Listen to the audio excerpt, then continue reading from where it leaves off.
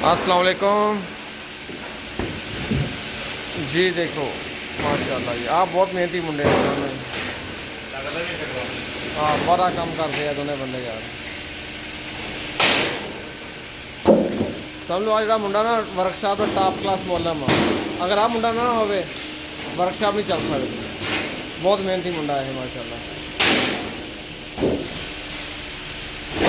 ते आए दा उस्ताद आ मुंडे का की है उस्ताद आ शागिर्द है उस्ताद।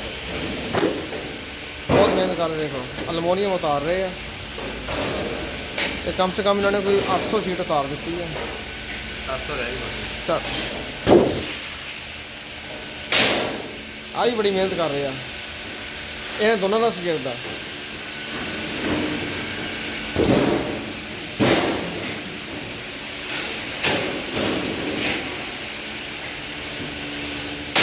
मैं नहीं नहानी ना हैं जी सर जी बंदा मारो अगली बार हैं बस हो गई यार जब स्थान है स्थान ने उतारनी है।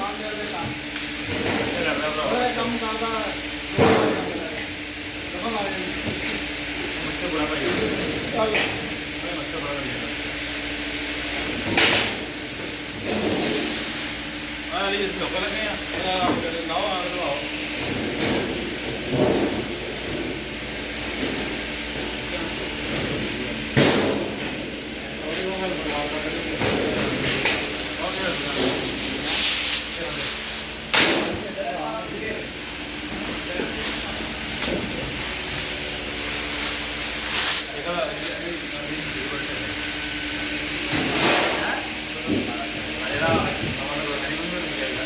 वो आया